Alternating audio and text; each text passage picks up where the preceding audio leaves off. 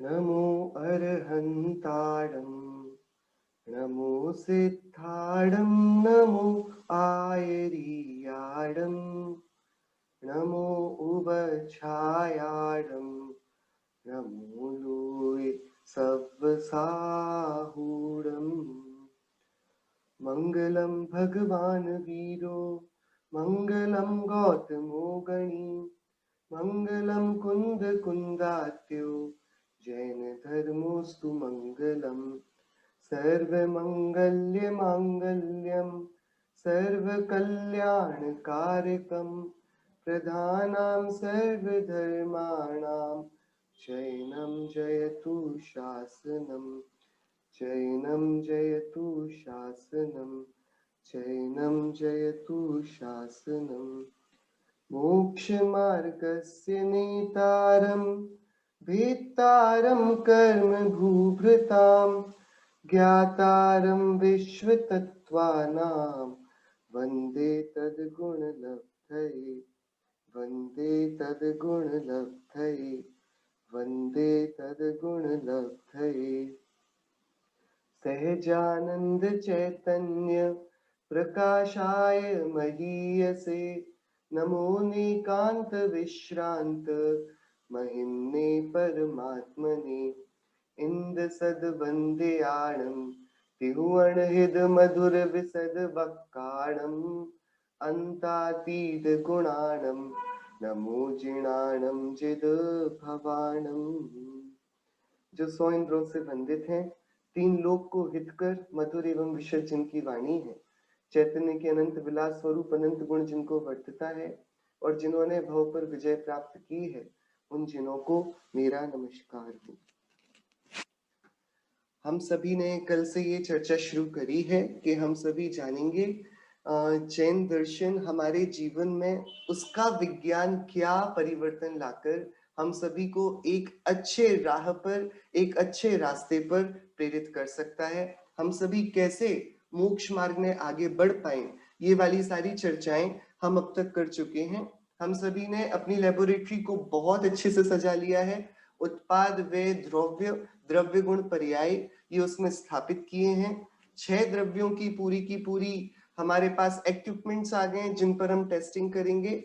हमने जाना है जीव, पुद्गल, धर्म, अधर्म, आकाश, काल, ये 6 द्रव्य होते हैं और इनके बिना, इनमें से एक भी यदि गायब हो जाए तो इस प्रकृति की कोई भी व्यवस्था, इस प्रकृति की सुंदरता ऐसी नहीं बनी रह सकती। और फिर हम सभी ने स्टार्ट किया था जैन फिजिक्स में, और हम अपने पास सबसे पहले लेकर आए थे हमारे सुप्रीम साइंटिस्ट को, हमारे सर्वज्ञ भगवान को। हम सभी ने कल सर्वज्ञता की सिद्धि पर थोड़ी चर्चा करी थी। आचार्य समंतभद्र देव का आत्मीमांसा नामक ग्रंथ, और उस आत्मीमांसा ग्रंथ की ये 5वीं कारिका, सूक्ष्मांतरित दूरार्था प्रत्यक्षा कस्यचिद् यथा अनुमेयत्वतुज्ञादि रीति सर्वज्ञ संस्थिति।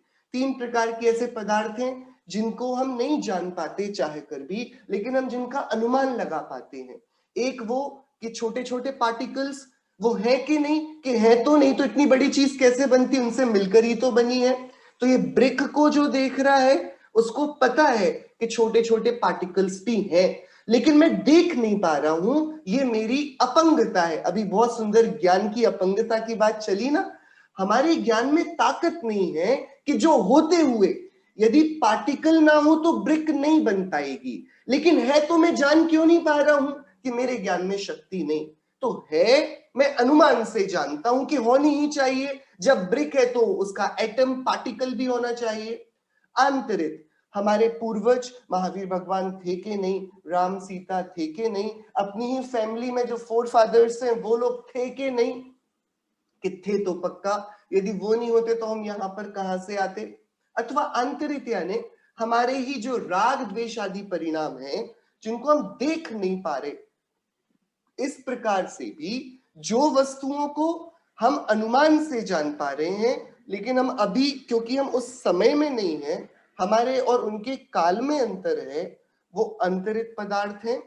वे निश्चित होते हैं, हुए थे या होंगे, लेकिन हम नहीं जान पाते। और तीसरे दूरवर्ती, हमको जब हम जैन कॉस्मोलॉजी पढ़ते हैं तब हम देखते हैं कि भाई मेरू पर्वत है, ये ऊपर थोड़ा आके जाकर भरत क्षेत्र है, ऐसी ऐसी नगरी है, वहां सिमंदर भगवान, सॉरी विदेह क्षेत्र है, वहां पर सिमंदर भगवान है। हम ये सब कुछ देखते हुए, समझते हुए, पढ़ते हुए भी हम इनकी शोध करने निकले, हम इनकी खोज करने निकले, हम एक एक्सपीडिशन पर जाएं तो हम शायद मेरू तक नहीं पहुंच पाएंगे। तो दूरवर्ती हैं क्योंकि क्योंकि यहाँ पर मेरे से दूर तो अमेरिका भी है, मुझे कहाँ दिखाई देता है, नहीं दिखाई देता तो नहीं है क्या?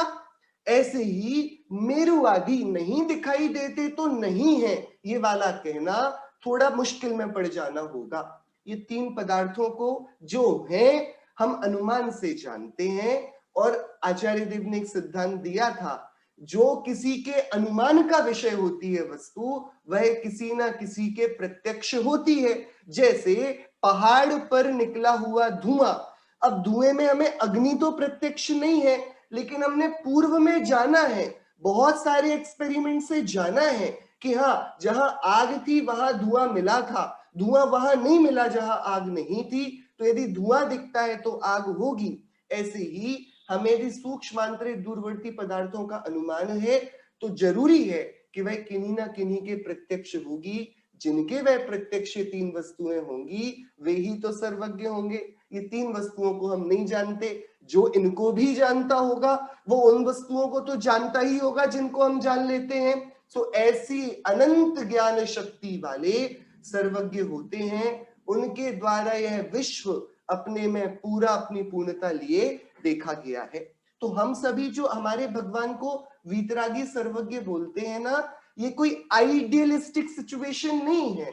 ये कोई ऐसा नहीं है कि हम चाहते हैं कि हाँ कोई ऐसा हो जिसके राग द्वेष ना हो, हम चाहते हैं कोई ऐसा हो कि जो सब कुछ जाने। चाहने वाली बात नहीं है, ये आत्मा ऐसा ही है कि यदि ये चाहे कि राग द्वेष ना हो तो राग द्वेष का ये त्याग कर सकता है, वीतरागी हो सकता है। यदि आत्मा योग्य पुरुषार्थ करे तो इंद्रिय ज्ञान को त्याग कर स्वाधीन केवल ज्ञान प्राप्त कर सकता है, इसका स्वभाव है। हमने हमारे सुप्रीम साइंटिस्ट को हमारी लेबोरेटरी में बहुत रिस्पेक्ट के साथ बिठा दिया है, और अब हम घुस रहे हैं मटेरियल वर्ल्ड में, फिजिक्स के अंदर, क्योंकि हम फिजिकल चीजों से बात करेंगे। कल मैंने आप सभी को कुछ प्रश्नों के साथ चर्चा को कल समाप्त किया था, आप सभी ने सोचा भी होगा दुनिया में ये जो कोई भी साइंस के एक्सपेरिमेंट है, हम दो चीजों को मिलाते हैं कोई तीसरी चीज बन जाती है। ये वाले साइंटिफिक एक्सपेरिमेंट्स हम समझ लेते हैं क्या, ये वाला यदि मतलब लोहे में यदि जंग लग गई है, राइट, लोहे में यदि रस्ट लग गई है तो ये कोई जादू थोड़ी है, हमें पता पड़ जाता है अरे ये लोहा कल तक तो एकदम चमकता था, आज ये ब्राउनिश इसमें रस्ट कैसे आ गया, कि हमें उसमें जादू नहीं लगता। हम जानते हैं पानी में एक्सपोज हुआ होगा, पानी हवा, इसके कारण उसमें जंग आ गई, राइट। हम जितनी भी चीजों को आसपास देखते हैं अब हमें उनमें चमत्कार नहीं दिखता, बराबर। क्यों नहीं दिखता? क्योंकि हम उन चीजों के पीछे की साइंस समझ लेते हैं। लेकिन जब हम हमारे प्रथमा नियोग के शास्त्रों में जाते हैं, हम जब हमारे आचार्यों के पुराणों को पढ़ते हैं, तब हमें बहुत सारी ऐसी बातें पता पड़ती हैं जो हमें जादू जैसी लगने लगती हैं, चमत्कार जैसी लगने लगती हैं, अतिशय जैसी लगने लगती हैं। देखिए, जादू, मैजिक या चमत्कार या अतिशय और कुछ नहीं होता। जिसको हम समझ जाते हैं हम उसे साइंस कह देते हैं, जिसको हम नहीं समझते हम उसे मैजिक कह देते हैं। तो अंडर जो हमने अंडरस्टैंडिंग में नहीं लिया है, अनअंडरस्टूड साइंस, वही तो मैजिक है, और कुछ जादू इससे बड़ा है नहीं। तो हम सभी ने कल एक प्रश्न अपने आप से किया था, और वो प्रश्न ये था कि कैसे कुबेर आकर हवा में इतने विशाल समवशरण की रचना कर देता है, कैसे सनत कुमार मुनिराज जब उनके पास देव परीक्षा करने पहुंचते हैं कि हम आपके शरीर का ये 700 वर्षों का कोड़ मिटा देंगे, तो वे कहते हैं कि अरे इस कोड़ को मिटाने की शक्ति तो मेरे थूक में है, लेकिन इसका प्रयोग करके मेरा जो जन्म मरण का रोग है वो कैसे मिटेगा, ये शरीर का रोग तो मुझ में है ही नहीं। कैसे शुभचंद्राचार्य के पैर के नीचे की धूल यदि वे पीछे के पहाड़ पर डाल देते हैं तो पूरा का पूरा पहाड़ सोने का हो जाता है। कैसे वो जटायु जब सीता और राम को मुनिराज को आहार देते हुए देखकर जाति स्मरण को प्राप्त होता है, ऊपर पेड़ से नीचे गिरता है, मुनिराज के चरणों की धूल में वो जैसे मानो सोने के उसके पंख हो जाते हैं। ये सारी कहानियां हम सभी ने पढ़ी है ना। हम सभी ने बहुत प्रकार से ये समझा है कि हाँ, ऐसा परिवर्तन हुआ कि सीता जी का अग्निकुंड वो भैया अचानक से पानी का सरोवर बन गया। हमने पढ़ा कि यमपाल चांडाल को तालाब जो मगरमच्छों से भरा हुआ था, क्रोकोडाइल से भरा हुआ था, उसको फेंका गया और अचानक उसी मगरमच्छों के भरे तालाब में सिंहासन प्रकट हो गया और वो उस पर बैठ गया। राजा डर गया, राजा ने फिर क्षमा मांगी। हम सभी ने ये सारी कहानियां कभी ना कभी पढ़ी हैं। हम सभी ने धन्य कुमार की कहानी पढ़ी है। जब वो अकृत पुण्य था तो उसको उसके पापा के पुराने नौकर जो अब सेठ हो गया था, उसकी गरीबी को देखकर उन्होंने बोला, ले भैया तू सोने की अशर्फियां ले ले। जैसे ही अकृत पुण्य ने अपने हाथ में उन अशर्फियों को लिया, वो आग का अंगारा बन गए, कोयले के अंगारे बन गए। अब ये वाली बात कैसे हुई, ये तो हमको समझ में ही नहीं आती। क्या ये सारे परिवर्तन जो हम सभी कहानियों में चमत्कार के पढ़ा करते हैं। आदरणीय दादा की एक बहुत अच्छी कहानी है, आप कुछ भी कहो, वादिराज मुनिराज की, राइट। वादिराज मुनिराज, वे उनके शरीर में भी कोढ़ हो गया। भाई ऐसी हंसी उड़ने लगी कि जैनियों के मुनिराज तो कोढ़ी होते हैं, और जो वहां पर भक्त थे वो तो ये वाली बात भूल गए और उन्होंने राजा के सामने कह दिया ऐसा नहीं होता, जैनियों के मुनिराज कोढ़ी नहीं होते। और फिर बाद में उनको याद आया कि अरे हमारे वादिराज मुनिराज आए हुए हैं और उनको तो सही में कोढ़ है। वो एकदम घबरा गए। राजा ने बोला हम कल दर्शन करके देख लेंगे, आंखों से ही देख लेंगे, पता पड़ जाएगा मुनिराज कोढ़ी होते कि नहीं होते। ये रोते रोते पहुंचे तो मुनिराज ने इनको बोला गंभीरता से, भैया यदि कोई कोढ़ी हो भी तो जैन धर्म शरीर का धर्म थोड़ी ही है। जैन धर्म तो आत्मा का धर्म है। शरीर की स्थिति से, उसके रोगी या स्वस्थ होने से धर्म का परिचय कैसा। तो उसने बोला महाराज आप कुछ भी कहो, लेकिन अब तो कल बहुत ज्यादा मेरे द्वारा अप्रभावना हो जाएगी, आप अपने कोढ़ को ठीक करो।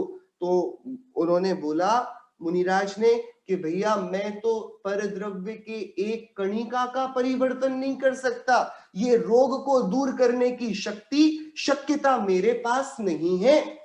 अब अगला दिन हुआ, पूरा का पूरा नगर, राजा जा रहा था मुनिराजों के दर्शन के लिए, पूरा का पूरा नगर मुनिराज जहां पर थे उस गुफा के बाहर उमड़ पड़ा। सब बैठकर मुनिराज की प्रतीक्षा कर रहे थे। मुनिराजों का कोई कार्यक्रम तो होता नहीं कि वे किसी के बुलाने पर आए, वे तो सिंह वृत्ति वाले होते हैं, अपनी मर्जी के बादशाह होते हैं। वे मुनिराज थोड़ा उनका ध्यान आदि टूटने पर, विकल्प आदि उत्पन्न होने पर वे बाहर आए। और जब वे बाहर आते हैं तो पूरा शरीर मानो सोने जैसा चमक रहा है। अब जो श्रेष्ठी कल रोकर गया था कि महाराज आप ठीक करो, उसकी आंखों से अश्रु की धारा बह रही है। जिन लोगों ने बुराई करी थी कि जैनों के मुनिराज तो कोढ़ी होते हैं, उनकी हवाइयां उड़ रही कि राजा अब हमको डांटेगा। और राजा इतना सुंदर रूप देखकर एकदम आश्चर्यचकित है कि इतना तेज वाला, कांति वाला कोई कैसे हो सकता है। राजा ने पूछा महाराज हमने तो सुना था कि आपको कोढ़ है। मुनिराज कहते हैं हमको नहीं, हाँ इस शरीर को वह रोग अवश्य था। तो फिर राजा बोलता है अवश्य ही आपने कोई मंत्र आदि से उसका उपचार किया होगा। तो वे बोलते हैं मुनिराज पर के परिणमन में हम क्या कर सकते हैं, और यदि हम करने वाले होते तो देखो इस छिंगली में अभी भी कोढ़ बचा हुआ है। अब आप बताइए ये जादू हुआ कि नहीं हुआ। कल तक जिनके पूरे शरीर में कोढ़ था और अभी सुबह आती पूरा शरीर चमकने लगा। सबसे पहले तो हमारे मुनिराजों की ईमानदारी हम देखें, उनकी ऑनेस्टी, उनकी लोकेशना से बचने की कितनी निस्पृहता है।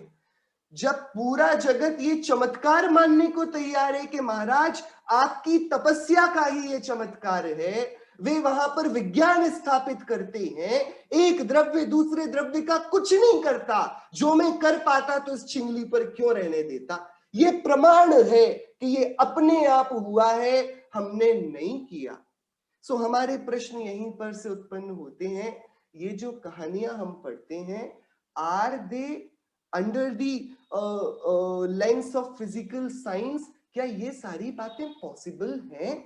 क्या हम मान लेवें कि भैया किसी के गंधोदक के छिड़क जाने से किसी का कुष्ठ रोग ठीक हो जाता है? क्या हम मान लें कि कोई कोई प्रकार से विधान करने से, नाना प्रकार की क्रियाओं को, अभिषेक को करने से कुछ चमत्कार अवश्य होता है? क्या ये वाली बात मटेरियल वर्ल्ड पर इंपैक्ट डालती है? क्या मेरी साधना करना मेरे शरीर के रोगों को हटा देगा? क्या साधना करने से, तपस्या करने से सही में सब चीजें सही हो जाती हैं? What is the science behind it? यदि ये हुआ है तो कैसे हुआ, और यदि ये नहीं पॉसिबल है तो कैसे नहीं पॉसिबल है? ये वाली बात आई थिंक हम सभी के दिमाग में, प्रश्न तो अच्छे से स्टैब्लिश हो गया है। हम अब समाधानों के लिए चल पड़ते हैं, टेस्टिंग के लिए। हम जितने भी चमत्कारों को देख पा रहे हैं तो दिखने वाली चीज तो ऑब्वियसली एक है, वो है पुद्गल द्रव्य। तो ये पुद्गल द्रव्य कैसा है, हम पहले इसके नेचर को एग्जामाइन करेंगे, कितने प्रकार का ये पाया जाता है। और जब हम उसके पूरे नेचर को जान लेंगे तब हमको भी ये होप है, ये आशा है कि हमारे सारे आंसर्स मिल जाएंगे। ठीक है, चलिए चलते हैं पुद्गल के पास। पुद्गल जैन मत में, जैन दर्शन में हमारे तीर्थंकरों ने पुद्गल को परमाणु रूप कहा और परमाणु और स्कंद रूप से उसकी दो विविधताएं बताई। उन्होंने बोला जो पुद्गल स्वतंत्र एक अणु मात्र रहता है, इंडिविजुअल एंटिटी, वो परमाणु है, और बहुत सारे परमाणुओं का जो स्कंद बन जाता है, समूह बन जाता है, उसे पुद्गल स्कंद कहते हैं। राइट? तो तत्काल आचार्य से हमने पूछ लिया, महाराज हमने स्कंद तो बहुत देखे हैं, परमाणु नहीं देखे। तो आचार्य ने बोला बिल्कुल सही बात है, परमाणु क्योंकि वो सूक्ष्म है ना, और सूक्ष्म तो केवल ज्ञानी जानेंगे, तुम नहीं जान पाओगे, लेकिन फिर भी बहुत सारे ऐसे स्कंद हैं जो तुम्हारे ज्ञान से भी बाहर हो जाते हैं।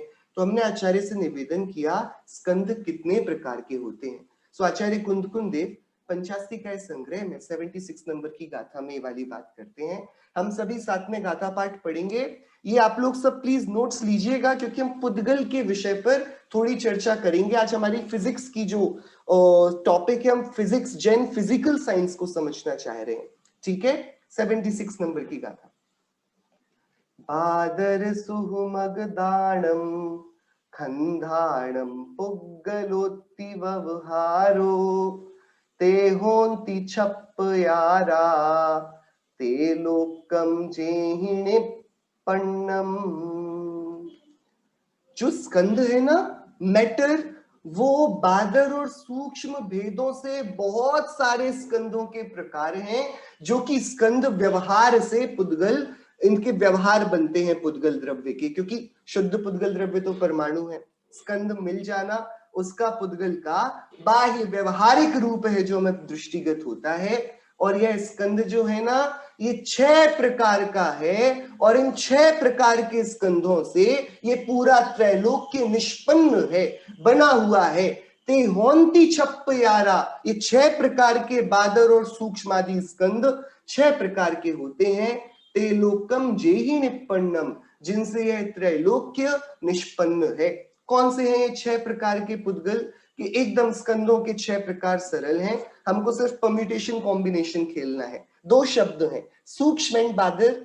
हम इनके कॉम्बिनेशंस बनाएंगे, कितने पॉसिबल है कि देखिए, सबसे पहले हम बादर को, क्योंकि हमारे पास 2 डिजिट पर हमको बाइनरी में करना है, तो बादर बादर सबसे पहला भेद, बादर बादर। देन हम लेंगे अकेली बादर, फिर बादर सूक्ष्म, फिर सूक्ष्म बादर, फिर सूक्ष्म और सूक्ष्म सूक्ष्म। ठीक है, एकदम सरल है। इन 6 प्रकार के स्कंदों के नाम बहुत सरल है, हमको सिर्फ वर्ड्स जो याद करने हैं वो 2 याद करने हैं, बादर एंड सूक्ष्म। और इसके बाद कितने इनके पॉसिबल कॉम्बिनेशंस हैं? तो इतने पॉसिबल कॉम्बिनेशन है, बादर बादर हो, या सिंगल बादर हो, या बादर के साथ सूक्ष्म हो, या सूक्ष्म के साथ बादर हो, या अकेला सूक्ष्म हो, या सूक्ष्म सूक्ष्म हो। एकदम इजी है। आई होप आप सभी को एकदम ही याद हो गए होंगे ये वाले नाम। ठीक है, जैन साइंस में घबराने वाली बात ये नहीं है, क्योंकि यहाँ पर कुछ ऐसा नहीं है जो हम नहीं समझ सकते, और ना ही कोई एग्जाम ऐसा देना है कि जिसमें फेल हो गए तो कोई दिक्कत है। एकदम सरल है, एकदम केवल ज्ञानी का ये प्रदेय, ये वरदान, ये हम सभी के लिए जो केवल ज्ञानी के द्वारा दिया गया दिव्य दान है ना, ये इतना अच्छा है कि इसके यदि सार को भी समझ लेना तो एक त्रियंच गति का जीव भी मोक्ष मार्ग अपना चालू कर देता है। बहुत ज्यादा व्यस्तता में पड़ा लड़ता हुआ वो नारकी भी तीर्थंकर देव के तत्वों के हृदय को समझ पाने के कारण अपने जीवन को सरल बना लेता है। तो ये बहुत सरल है। क्या करना है? 6 प्रकार के स्कंद के नाम आप सबको याद हो गए होंगे। बादर बादर, फिर अकेली बादर, फिर बादर के साथ सूक्ष्म, फिर रिवर्स कर देते हैं सूक्ष्म और बादर, फिर अकेली सूक्ष्म और फिर सूक्ष्म सूक्ष्म। ऐसा ही साइकिल चलेगा। क्या मतलब है इनके? देखिए हम सभी देखते हैं, एकदम सरल है। क्या कह रहे हैं? सबसे पहले तो जैसे कि ये है ना, ये यदि मैं इसको तोड़ दूं तो इसको दोबारा जोड़ने पर वैसा का वैसा नहीं जुड़ेगा, राइट? तो वे पुद्गल के स्कंध जिनका यदि टूटना छेदन हो जाए तो वे स्वयं नहीं जुड़ते, अपने आप नहीं जुड़ते। आपको फेविकॉल, फेविक्विक, सीमेंट, कुछ और एडहेसिव लेकर आना पड़ेगा और फिर जोड़ना पड़ेगा, और तब भी उनके क्रैक्स तो दिखेंगे, परफेक्टली फिर भी नहीं जुड़ पाएंगे। तो ऐसे जो टूटने पर स्वयमेव नहीं जुड़ पाते उन स्कंधों को बोलते हैं बादर बादर।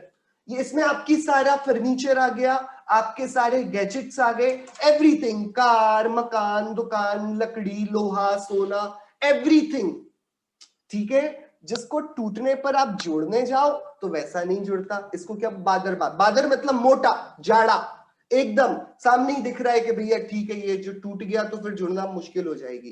कांच टूट गया, नहीं पता हमको, लकड़ी का लॉक टूट गया, वी कैन नॉट एक्चुअली, हम जोड़ सकते हैं फेविकॉल से लेकिन वो खुद तो नहीं जुड़ता ना, राइट? सो पहला वाला कौन सा हुआ पुद्गल? बादर बादर।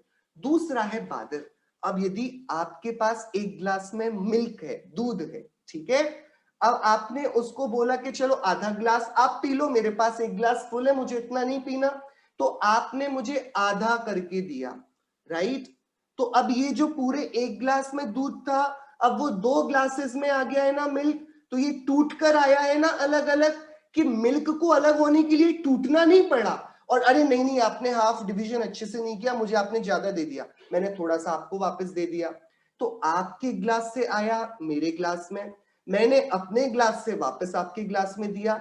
इस बीच जो मिल्क का छूटना और मिलना हो रहा है, इसमें आप कहीं पर ये देख सकते हो कि कौन सा अभी अभी 1 चम्मच और एक करीब अलग से दिखेगा, 1 चम्मच का मिल्क एक्स्ट्रा, कि जो पदार्थों को तोड़ने पर, अलग अलग करने पर वो वापस अपने आप जुड़ जाते हैं। पानी का आपने एक ग्लास अपने मटके में से निकाला, एक ग्लास पानी आपको नहीं पीना था, आपने वापस मटके में डाल दिया, वो अलग हुआ था मटके से पानी, अब वापस जुड़ गया।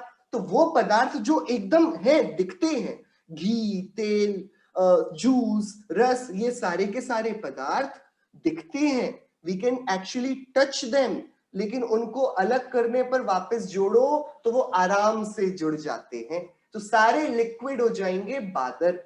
बादर बादर सॉलिड फॉर्म्स, बादर लिक्विड फॉर्म्स। अब दूसरे, अब ये थोड़ी विशेषता है जैनिज्म की। अब दूसरा तीसरा भेद क्या है? बादर सूक्ष्म। बादर मतलब मोटा और सूक्ष्म मतलब सूक्ष्म, ठीक है? सूक्ष्म मतलब हमारे से इतनी इजीली नहीं पकड़ में आए। तो अब आपसे कोई बोले कि यार देखो हमारे यहाँ तो जहां मैं बैठा हूं ना, यहाँ पर बहुत ठंड पड़ रही है, और आप लोग जहां पर बैठे हो मान लें कि वहां पर गर्मी हो अभी, तो मैं क्या कर सकता हूं? मैं आपसे एक अच्छा स्टार्टअप आइडिया दूं आपको। आप क्या करो, आप यदि वहां रहते हो जहां पर बहुत गर्मी पड़ती हो, तो आप क्या कर सकते हो ना, रोज अपने छत पर बैठ जाओ, धूप को स्टोर करो, स्टोर करके फ्लिपकार्ट, अमेजोन पर अपलोड करिए और आप धूप बेच सकते हो। आपकी धूप को मैं यहां पर खरीद लूंगा ना, मुझे गर्मी मिल जाएगी, कितना अच्छा होगा। What a wonderful idea it is. यदि एक जगह बहुत ठंड है और दूसरी जगह बहुत गर्मी है, तो वहां की गर्मी को वहां से लेकर ये ठंड वाली जगह पहुंचाया जाना चाहिए ना। आपके यहाँ सूरज रोज निकल रहा है, मेरे यहाँ बादल ही बादल है। मैं क्या करूं कि ये वाला स्टार्टअप आइडिया सुनने में तो अच्छा लगता है, बट आप भी सुनकर हंस रहे होंगे मेरी बुद्धि पर, ये क्या पागलपन है कि धूप आपके यहाँ नहीं होती क्या? कि होती है, तो आप उसको पकड़ नहीं सकते? नहीं पकड़ सकते। तो धूप दिखती तो है लेकिन पकड़ में नहीं आती, तो धूप है तो बादर, क्योंकि दिखती है। बादर क्यों है? दिखती है लेकिन है सूक्ष्म क्योंकि हम पकड़ नहीं सकते। ऐसे ही चांदनी, ऐसे ही अंधेरा, ये सब भी पुद्गल के ही स्कंद हैं। सूरज की धूप, चंद्रमा की चांदनी, आपके हैलोजन का, लाइट का, ट्यूबलाइट का, एलईडी का, इन सब की रोशनी, ये सब, या फिर आपके बंद पड़े कमरे का अंधेरा, ये सारा अंधेरा और प्रकाश और छाया, धूप, चांदनी, ये जितनी भी पर्याय है ना, ये दिखती। अरे बहुत अंधेरा हो गया, अंधेरा हो गया, देख पा रहे हो ना आप, लेकिन अब अंधेरे को पकड़कर अलग कर दो, थोड़ा थोड़ा बाहर निकालो रूम में से अंधेरे को, नॉट पॉसिबल। तो जो चीजें दिखती तो है, तो इसलिए बादर है, लेकिन पकड़ में नहीं आती, इसलिए सूक्ष्म है। वो भी क्या है, वो भी पुद्गल का ही, पुद्गल का ही कार्य है। आपको एक फन फैक्ट बताऊं, हमारे भगवान होते हैं ना तीर्थंकर देव, उनकी छाया नहीं होती, मतलब वो जहां पर भी जाएंगे उनकी पीछे छाया नहीं बनेगी। अब ये तो हम सब ने मूवीज में देखा है, हमने रावण जैसी मूवीज देखी हैं जिसमें छाया नहीं होती है, तो हमको पता पड़ जाता है कोई और गड़बड़ है, राइट। छाया नहीं होती है कैसी बात है, यदि मैं यहां से लाइट फेंकूंगा तो इसके पीछे छाया पड़नी चाहिए ना, नॉर्मल फिजिक्स है। दुनिया की फिजिक्स क्या बोलती है, यदि यहां से लाइट आ रही है, बीच में ऑब्जेक्ट है, तो पीछे क्या बनेगी, उसकी छाया बनेगी। आप सबने शेडो वाले गेम्स खेले होंगे ना, हम अपनी उंगलियों से धीरे धीरे ऑब्जेक्ट्स बना लेते हैं कोई भी, राइट। सो हमने नॉर्मली फिजिक्स में जाना है कि आप यहां से लाइट फेंको, पीछे उसकी छाया बनेगी। जिनिज्म बोलता है सुनो भैया, ये जो छाया है ना, ये पुद्गल का स्कंद है, तो ये जरूरी नहीं है कि आप यहां से लाइट दो और पीछे छाया बने ही। पीछे के परमाणुओं में छाया रूप होने का मन होगा, उनकी योग्यता होगी तो छाया रूप परिणमेंगे वो, नहीं तो नहीं परिणमेंगे। अब आप इसको जादू कह दो, हम इसको जादू नहीं कहेंगे। तो तीर्थंकर के छाया नहीं होती, इसका ये अर्थ नहीं है कि वे जादूगर होते हैं। अरे उनके आसपास के स्कंद छाया रूप परिणमित नहीं होते। सर्वत्र त्रिलोक में प्रकाश बिखेरने वाले वे महाजीव, वे महादेव, उनके पास अंधकार फटकना अपने आप के लिए इष्ट नहीं समझता। तो इस प्रकार से बादर सूक्ष्म तीसरे प्रकार का स्कंद है, ठीक है। अब चौथे प्रकार का स्कंद, वो भी बड़ा इंटरेस्टिंग, अब हम रिवर्स करेंगे। बादर सूक्ष्म में हमने उनको लिया जो दिखते हैं लेकिन पकड़े नहीं जा सकते, तो दिखने के लिए बादर हैं लेकिन पकड़ने के लिए सूक्ष्म है। अब दूसरे रिवर्स, सूक्ष्म बादर, ऐसी चीजें जो दिखती तो नहीं है लेकिन हम उनको महसूस कर लेते हैं। जैसे आप बहुत एक गार्डन में गए और उस गार्डन में बहुत सारे रोजेस, गुलाब के फूल एकदम अपने पूरे सीजन पर एकदम फ्लरिश हो रहे थे, तो आपको घुसते साथ इतनी अच्छी खुशबू आई, राइट। तो अब कहां से स्मेल आ रही है, आप can you see the smell, आप सुन देख सकते हो जो सुगंध आ रही है, दुर्गंध आ रही है, देख सकते हो, देख तो नहीं सकते लेकिन आप उसको फील कर पाते हो। तो ये दिखते तो नहीं है स्कंद, तो इसलिए है सूक्ष्म, लेकिन आप उनको ग्रहण करते हो, इसलिए है बादर। स्पर्श रस गंध शब्द जो कि सूक्ष्म होने पर भी स्थूल ज्ञात होते हैं, अर्थात चक्षु को छोड़कर चार इंद्रियों के विषयभूत स्कंद जो आंख से दिखाई न देने पर भी स्पर्शन इंद्रिय द्वारा स्पर्श किए जा सकते हैं, रसना द्वारा जिनका स्वाद लिया जा सकता है, नाक से जिनको सूंघा जा सकता है और कान से सुना जा सकता है। आपको मेरी आवाज आ रही है, आ रही है, राइट। कहां आ रही है, दिख रही है आती हुई क्या, कि नहीं, तो सुनाई दे रही है ना, तो दिखती नहीं है, इसलिए ये शब्द क्या है, सूक्ष्म है, लेकिन सुनाई तो दे रहे हैं ना, इसलिए बादर है। तो ना दिखने पर भी जिनको ग्रहण किया जा सके, और देखिए इसके लिए हम स्मेल को बेच सकते हैं, हम शब्दों को बेच सकते हैं। सारी म्यूजिक कंपनीज अपने शब्दों को बेचती हैं गाने को रिकॉर्ड करा के, सारी सेंट कंपनीज, डिओड्रेंट वाली कंपनीज स्मेल को बेचती हैं, बिकॉज दे आर बादर, वो बादर है। सारे रेस्टोरेंट्स अपने टेस्ट को बेचते हैं, ठीक है। ये सारी चीजें जो दिखती नहीं है फिर भी क्या की जा सकती हैं, ये महसूस की जा सकती है। आपने रूम पर एसी एक्सट्रीम एंड पर चला रखा है, एकदम अंदर ही आपने क्रिसमस बना लिया है, पूरा का पूरा स्नो बस होनी बाकी है, बहुत ठंड है, राइट। तो दिख तो नहीं रही ठंड है, कैसे कि स्पर्शन इंद्रिय से महसूस हुई ना कि अरे मेरे तो रोम खड़े हो रहे हैं, रोंगटे खड़े हो रहे हैं, राइट। सो ये सूक्ष्म होने पर भी बादर हैं, तो इनका आप जरूर, यदि आप चाहो तो स्टार्टअप पर बिजनेस कर सकते हैं, you all are free for that. तो 4 प्रकार के हो गए स्कंद। शुरू के 3 तो हमें दिख जाते हैं, चौथा प्रकार हम महसूस करते हैं इंद्रियों के रास्ते, ठीक है, अपने अल्प ज्ञान में। ओके, अब पांचवे से यहाँ पर ट्रिकी काम स्टार्ट होता है। इसकी न साइंस को खबर है, न दुनिया के बड़े बड़े वैज्ञानिकों को, और वो जो मैटर है वो सबसे इंपॉर्टेंट है, और हमारे जीवन का बहुत कुछ लेना देना इस मैटर पर आधारित करता है। क्या है वो मैटर? वो है सूक्ष्म टाइप का। क्या है सूक्ष्म?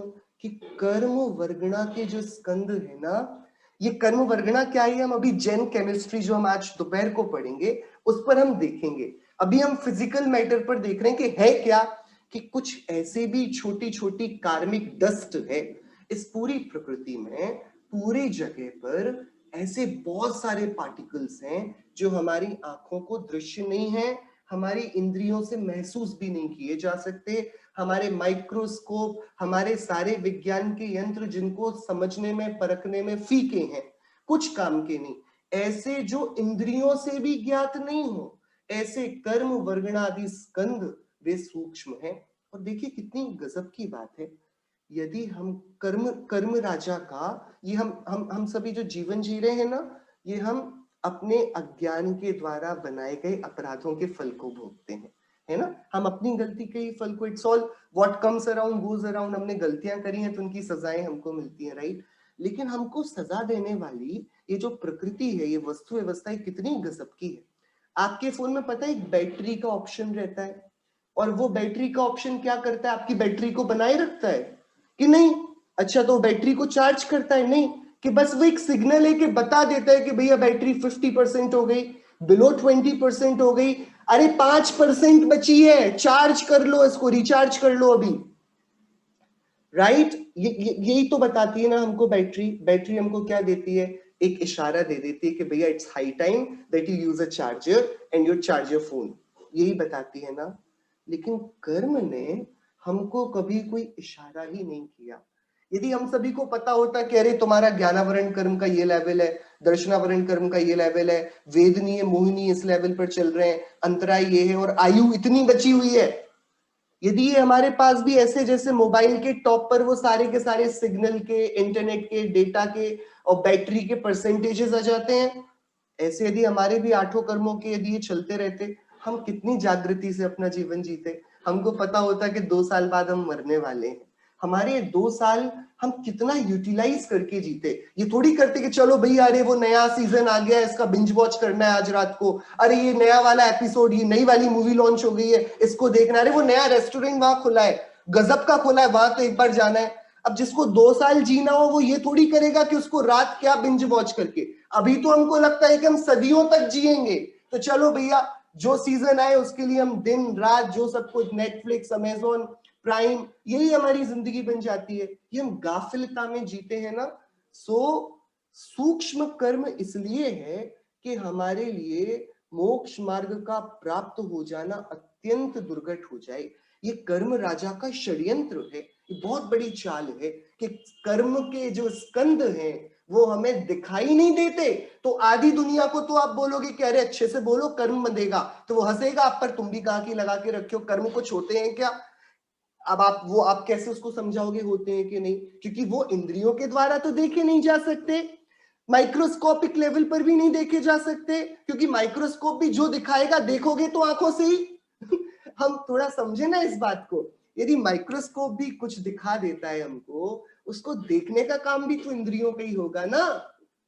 तो हमारे पास ऐसी मशीन्स, ऐसे इक्विपमेंट्स, ऐसे यंत्र नहीं है जो कर्म को देख पाए, और वे कर्म रूप स्कंद हैं, क्योंकि हमारे सुपर साइंटिस्ट केवली भगवान ने केवल ज्ञान में उनको पुद्गल स्कंद रूप देखा है। वो परमाणु नहीं है, वो बड़े बड़े स्कंद हैं, लेकिन इतने बड़े भी नहीं कि हमारी इंद्रियों के रडार में वो आ पाए। और सबसे आखिरी में होते हैं वो स्कंद जो 2 अणुक परमाणु से लेकर कर्म वर्गणा के नीचे तक के रेंज में पाए जाते हैं। सो कर्म वर्गणा का स्कंद का एक लेवल हो गया, और उससे भी लेवल नीचे के स्कंद हैं, वो सूक्ष्म सूक्ष्म स्कंद हैं, उनको इंद्रिय ज्ञान जानने में सक्षम ही नहीं है, छदमस्त का ज्ञान उनको नहीं जान सकता। हम सभी उनको जानने में एकदम, ये हमारे अधिकार के बाहर की बात है। इस प्रकार से 6 प्रकार के स्कंद हो गए, ठीक है, जिनसे ये पूरी की पूरी प्रकृति बनी हुई है। पक्की बात? कौन कौन से? स्थूल स्थूल जितनी भी मोटी मोटी बनी हुई चीजें हमारे पास हैं जो टूट सकती हैं, वो स्थूल स्थूल। जो लिक्विड फॉर्म में वस्तुएं जो टूटती नहीं है, मिल जाती हैं, वो क्या है? स्थूल। जो धूप छांव इत्यादि हमको दिखाई देते पर हम पकड़ नहीं पाते, तो दिखते हैं तो बादल, पकड़ नहीं पाते तो सूक्ष्म। जो चीजें जो हम देख नहीं पाते इसलिए सूक्ष्म, लेकिन सूंघ पाते हैं, चख पाते हैं, महसूस कर पाते हैं, इसलिए बादल, सूक्ष्म बादल। और फिर वे वस्तुएं जो हमारे साथ हमेशा से बंधी हुई हैं लेकिन हम नहीं देख पाते, ऐसी कर्म वर्गणाएं सूक्ष्म। और इनसे भी नीचे के जो स्कंद हैं, जो बहुत छोटे स्कंद हैं, वो सूक्ष्म सूक्ष्म। इन सब से क्या होता है? ये प्रकृति बनती है। जब साइंस की स्टार्टिंग हुई तो साइंस ने सबसे पहले जो अपने एलिमेंट्स बताए, पता है वो कौन बताए? वो ये 4 क्लासिकल एलिमेंट्स बताए। आपने सुना होगा 4 क्लासिकल एलिमेंट्स कौन कौन से हैं? कि भाई अर्थ है, मिट्टी, पृथ्वी, वाटर है, एयर है और फायर है, राइट? ये जो अर्थ, वाटर, एयर एंड फायर है ना, ये सब इन्हीं 6 प्रकार के स्कंधों की ही जो हमें चित्रकारी दिखती है, जो इनका फॉर्म है वो है। तो इनको हम भी क्या बोलेंगे? हम 4 क्लासिकल एलिमेंट्स तो नहीं बोलेंगे, हम इनको 4 धातुएं बोलेंगे, ठीक है? चलिए आगे आचार्य कुनकुन देव से आगे समझते हैं। अब वो बताएंगे मैटर मैटर्स। ये पुद्गल के बारे में जानकारी ये बहुत मैटर करती है, ये हमें होनी चाहिए। Everyone, each one of us must have this knowledge about what our केवली भगवान has said about the working of this world. इस दुनिया की इस सुंदर चित्रकारी के पीछे क्या विज्ञान है, ये हमको जानना चाहिए। तो सबसे पहले तो तीर्थंकर देव ने 6 प्रकार के स्कंद बताए, आप सबको अच्छे से समझ में आए ही होंगे, ये हमको भूलना नहीं है, ये हमारे लिए हमेशा के लिए एक असेट है हमारे। यदि हमको सही में साइंटिस्ट बनना है केवल ज्ञान वाला, ये वाली बातों का विचार हमारे जीवन में अवश्य होना चाहिए। तो अब उससे आगे जो 6 स्कंद है ना, वो हमको किस फॉर्म में दिखते हैं? वो इस 4 फॉर्म में दिखते हैं। इन 4 फॉर्म से पूरी प्रकृति बनी हुई है। आचार्य कुनकुन देव से आगे पूछते हैं। 78 नंबर की पंचास्तिका संग्रह की गाथा है, एक साथ पढ़ेंगे। आदेश मेत मुत्तो धादु चदुकस कारणम जोदु सोणे ओ परमाणु परिणाम गुणो स्वयं सो। अब वो बता रहे हैं, स्कंद की बात कर ली ना, अब वो स्कंद के पीछे का जो साइंस है ना उसको बता रहे हैं। परमाणुओं से स्कंद बना है ना, उसकी चर्चा यहाँ पर अब आचार्य देव कर रहे हैं। जो आदेश मात्र से मूर्त है, जो कहने का मूर्त है, और जो पृथ्वी आदि 4 धातुओं का कारण है, वह परमाणु जानना, जो कि परिणाम गुण वाला है और स्वयं अशब्द है। ये बहुत बड़ी बेंचमार्क गाथा है पुद्गलों के स्वरूप को समझने के लिए, जगत के विज्ञान को जानने के लिए। अब मैं आप सभी को कुछ सोचने के लिए यहाँ पर देता हूं। ये 4 क्लासिकल एलिमेंट्स हैं, कौन कौन से हैं?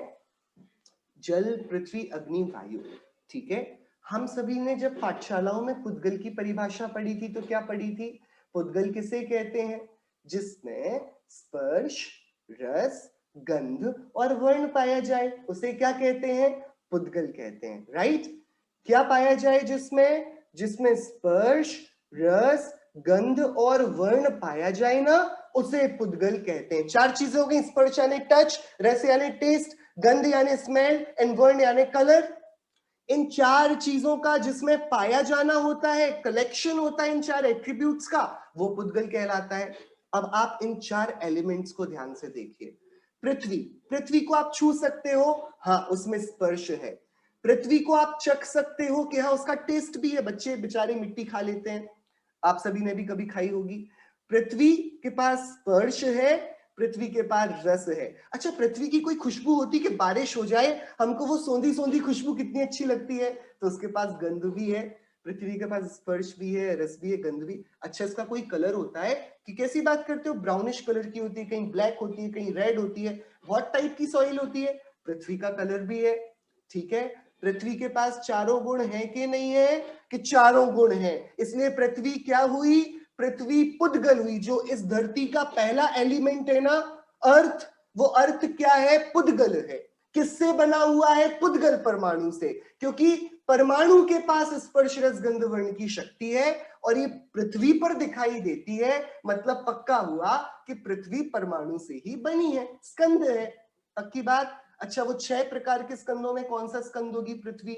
स्थूल स्थूल कि भैया उसको अलग करो तो फिर भैया वो जुड़ने में ऐसी अच्छे से नहीं जुड़ती है, हमको अलग अलग दिख जाती है। सो ये स्थूल स्थूल है। ठीक है, अब दूसरा, हम पृथ्वी से आगे बढ़े, हम गए जल की तरफ। जल को आप सभी जानते हैं कि हाँ जानते हैं। तो पानी को आप छू सकते हो कि छू सकते हो? उसमें स्पर्श है कि स्पर्श है। पानी को आप सूंघ सकते हो? क्या पानी की कोई स्मेल होती है?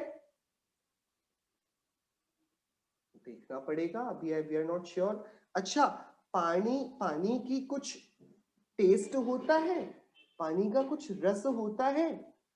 पानी का कोई टेस्ट होता है? आप सब जानते हो पानी, यदि पानी का टेस्ट हो तो फिर हम मंदिर आने से पहले पानी से क्यों कुल्ला करेंगे? हमारा मुंह झूठा नहीं हो जाएगा? हाँ, पानी का टेस्ट नहीं होता। अच्छा, तो पानी का स्पर्श होता है, पानी का टेस्ट नहीं होता। पानी में गंध होती है, पानी में गंध। आपने कभी खुशबू वाला पानी पिया है? कि अरे खुशबू वाला पानी पानी नहीं होता, शरबत हो जाता है। और यदि पानी में ही खुशबू आ रही है मतलब वो पानी खराब है, कि पानी में खुशबू तो नहीं होती। अच्छा, पानी का रंग होता है? कि पानी का रंग भी नहीं होता। ये सब हमने बच्चों के दिमाग से सोचा है। ठीक है, बच्चे बोलते हैं वाटर इज कलरलेस, बच्चे बोलते हैं वाटर इज टेस्टलेस, बच्चे बोलते हैं कि वाटर के पास ऑर्डर नहीं है। हाँ, लेकिन वाटर को हम टच कर सकते हैं। अब हम बच्चे नहीं बनेंगे, अब हम थोड़ा प्रैक्टिकल, थोड़े मैच्योर्ड बनेंगे। पानी को छू सकते हैं तो उसमें स्पर्श तो है। पानी को टेस्ट कर सकते हैं कि अरे पीते ही है ना, जीभ पर रखा जाता है ना तो उसका टेस्ट होता है ना भैया। भले ही आप उसको खट्टा है कि मीठा है कि चिरपरा है कि कषायला है, उस टेस्ट में ना नाप पाओ, लेकिन वो रसना इंद्रिय का विषय बनता है ना। इसलिए पानी का रस होता है, तो रस भी हो गया। लेकिन पानी में गंध नहीं होती। पानी में यदि स्मेल आएगी तो वो पानी अच्छा नहीं है, हमारे द्वारा पीने योग्य नहीं है। तो पानी में गंध नहीं होती, तो स्पर्श रस गंध और वर्ण तो होता है, तभी तो हम पानी को देख पाते हैं। भले ही वो आपका लाल हरा नीला पीला कलर ना हो, लेकिन कलर तो होता है ना।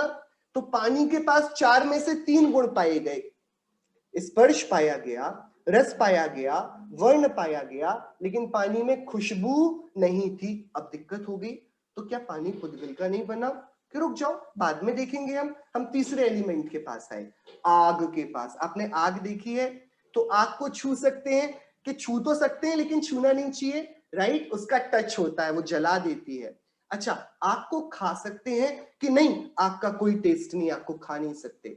अच्छा, आग को सूंघ सकते हैं कि नहीं? आग की कोई खुशबू नहीं आती, आग से यदि कुछ जल रहा हो उसकी खुशबू आ जाएगी। आग को देख सकते हैं कि आग को देख जरूर सकते हैं, एकदम उसके फ्लेम्स हम अलग अलग देखते हैं।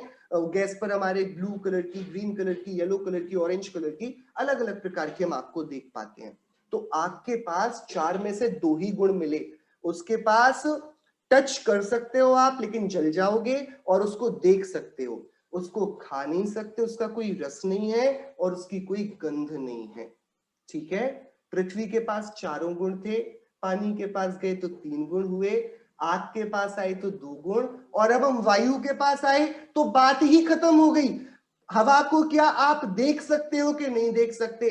खा सकते हो कि नहीं खा सकते? सूंघ सकते हो कि नहीं सूंघ सकते? बस क्या कर सकते हो कि ठंडी हवा चल रही कि गर्म हवा, सिर्फ छू सकते हैं। तो वायु के पास 4 में से कितने गुण बचे? 1 गुण बचे। अब आचार्य देव ने हमसे पूछा, तुम ये बताओ, जल पुद्गल है कि नहीं? पृथ्वी पुद्गल है कि नहीं? अग्नि पुद्गल है कि नहीं? वायु पुद्गल है कि नहीं? आचार्य ने पूछा है कि नहीं? हमने बोला आचार्य, पुद्गल उसे कहते हैं जिसमें स्पर्श रस गंध वर्ण पाए जाए। पृथ्वी में तो चारों पाए जा रहे हैं, हमें जल का डाउट है, हमें अग्नि का डाउट है, हमें वायु का डाउट है। इनमें चारों नहीं है, इनमें 3 चीजें या 2 चीजें या 1 चीज तो मिल रही है, चारों के चारों नहीं मिल रहे, तो पृथ्वी तो पक्का है कि पुद्गल है। तब आचार्य ने बोला सुनो भैया सुनो, जो स्पर्श रस गंध वर्ण है ना, ये 4 परमाणु के गुण है ना, ये चारों गुण अपनी अलग अलग अभिव्यक्ति को लिए हुए हैं। तो तुम नियम ये जानना, जिसमें भी एक गुण पाया जाए उसमें चारों ही गुण पाए जाएंगे, कुछ व्यक्त होंगे कुछ अव्यक्त होंगे। मतलब पृथ्वी जैसी पुद्गल है ना, तो वायु में भी स्पर्श तो है ना, स्पर्श होने पर वायु में गंध भी है, वर्ण भी है, रस भी है। बस बात इतनी सी है कि वो अभी अप्रगट है। क्यों आचार्य? क्योंकि सुनो, जिस पुद्गल परमाणु से पृथ्वी बनी है ना, उसी परमाणु से वायु बनी है, उसी से पानी बना है, उसी से आग बनी है। इन सबको बनाने वाला कोई दूसरा अलग जाति का द्रव्य नहीं है। सारे पुद्गल एक ही गुण वाले, भिन्न भिन्न जाति के नहीं, एक ही जाति के हैं। पृथ्वी, जल, अग्नि और वायु रूप 4 धातुओं का परिणाम के कारण एक ही परमाणु कारण है। तो हमने आचार्य से पूछा, फिर आचार्य ये एक ही रॉ मटेरियल से 4 वेरिएंट्स कैसे बन गए? तब आचार्य देव ने एक बहुत अच्छी बात कही, क्योंकि विचित्र ऐसा परमाणु का परिणाम गुण कहीं किसी गुण की व्यक्तता द्वारा विचित्र परिणति को धारण करता है, कहीं किसी गुण की व्यक्त अव्यक्तता द्वारा विचित्र परिणति को धारण करता है। अब आप इस बात को, हमारा समय बस हो गया, 2 सेकंड्स में हम इसको पूरा करेंगे। आप ये वाली बात समझिए, आपके पास जो पुद्गल है ना, उस पुद्गल के पास वो सारी अभिव्यक्तियां, देखिए जैसे कि आप सभी के पास फोन होता है ना, फोन बराबर। अच्छा, इसका वॉलपेपर आप किस किस कलर का कर सकते हो? ब्लैक कलर का कर सकते हो, व्हाइट कलर का कर सकते हो, येलो, कोई भी कलर कर सकते हो ना। अच्छा, और आप इसमें से कैसा साउंड निकाल सकते हो? इंडियन क्लासिकल के, जैज म्यूजिक के, एकदम रॉक म्यूजिक, क्या चला सकते हो? कि कुछ भी चला सकते हो। अच्छा, आप इसमें प्रवचन भी सुन सकते हो, इसमें मूवीज भी देख सकते हो, आप इसमें अपने मम्मी पापा से भी बात कर सकते हो, अपने फ्रेंड से भी बात कर सकते हो। एक ही वस्तु से नाना प्रकार के इतने सारे काम हो सकते हैं, एक ही वस्तु से ना। सो इस वस्तु का कुछ एक नियम बनाया जा सकता है क्या, कि अकेले ये ग्रीन कलर को दिखाएगा, अकेले ये वाले साउंड को प्रोड्यूस करेगा? नहीं बना सकते ना। यही आचार्य देव कह रहे हैं, पुद्गल अपने आप में एक ऑटोनोमस यूनिट है, और वो जैसा भी परिणमन करना चाहे कर सकता है। और हम इसको देखें, पृथ्वी पर पानी गया, बीज गया, वो पानी और बीज उस पृथ्वी पर चलते चलते पेड़ बन गए, पेड़ बनते बनते उसमें फल आ गए, फल आए, उसको भोजन में हमने लिया, भोजन में जाते जाते अब वो वहां पर अलग अलग प्रोसेस में होता हुआ कुछ जल बन गया, कुछ खून बन गया, कुछ हड्डी बन गया, और कुछ एसिडिक जो अंदर की प्रोसेस होती है उसमें जाकर अग्नि में भस्म हो गया, कुछ वायु के संचार से निकल गया। एक ही वस्तु जो पृथ्वी से निकली थी, वो कभी जल रूप, कभी अग्नि रूप, कभी वायु रूप हो गई। ये पूरी प्रकृति एक पुद्गल का इंटरपर्सनल क्लासेस में ट्रेवल करना है। पुद्गल कभी पृथ्वी रूप परिणमता है, कभी जल रूप, कभी वायु रूप, कभी अग्नि रूप। और इसको कौन डिसाइड करता है कि कब क्या रूप परिणमेगा? कि इसकी पूरी स्वतंत्रता पुद्गल के पास है। तो यहां पर वापस ये सिद्धांत निश्चित हुआ कि पुद्गल के पास उसके सारे गुण हैं, और उन गुणों रूप परिणमने की उसमें पूरी ताकत है। तो यदि जहां खाली आकाश में अभी सिर्फ और सिर्फ वायु के परमाणु हैं, वहां पर यदि कुबेर आता है और ये इच्छा करता है कि ये वायु के परमाणु स्पर्श रूप में, गंध रूप में, रस रूप में समवशरण के जैसे खड़े हो जाएं, तो रॉ मटेरियल तो वहां ऑटोमेटिकली है। 4 प्रकार के गुणों की शक्ति को लिए वहां पर पुद्गल है ना। यदि सीता के अग्नि कुंड के अग्नि रूप परिणमित होने वाले पुद्गल परमाणु तत्काल ये विचार करते हैं कि अब हमको शीतलता रूप परिणमित होना है, अभी हम जो अग्नि के येलो कलर रूप परिणमित होते थे, अब हम वाटर के कलर रूप परिणमित होंगे, तो उनके पास वो शक्ति है ना। कोई भी अभी आपका चेहरा, इसका पुद्गल बोले कि नहीं मुझे अभी पिंपल के रूप में परिणमित होना है, तो अब आप कुछ कर नहीं पाओगे। वो जो सुंदर सा दिखने वाला चेहरा है, पूरे चेहरे पर पिंपल प्रकट हो जाएंगे। वो शरीर, जिस शरीर में पूरी स्वस्थता है, सुंदरता है सनत कुमार चक्रवर्ती का, अब उसी शरीर में कोढ़ की अत्यंत गंदगी है, बहुत ज्यादा दुर्गंध है, कष्ट है। ये सारा जादू कैसे हो रहा है? कि जादू नहीं हो रहा, पुद्गल के पास इस दुनिया में जो बनाना हो वो बनाने की शक्ति है। जो आजकल का जमाना है ना, वो डिजिटल 3D प्रिंटिंग का है। आप 3D प्रिंटिंग में बस मटेरियल डाल दो, फिर आप जो बोलोगे वो वस्तुएं बना के दे देगा। पुद्गल के पास भी 3D प्रिंटिंग की प्रोसेस है। वो 4 धातुओं में से इस जगत की जिस वस्तु को आप बोले बना सकता है। इसलिए ये कोई उसमें जादू की बात नहीं है। ये पुद्गल के परिणामों को हम नहीं करते। समय अपना पूरा हुआ, दोपहर को अपन इस फिजिक्स को पूरा करके हम केमिस्ट्री की ओर बढ़ेंगे। आप विचार करिएगा पुद्गल के स्वरूप के बारे में। कोई क्वेश्चंस हो तो आप जरूर लिखकर भेजिएगा। जय जय।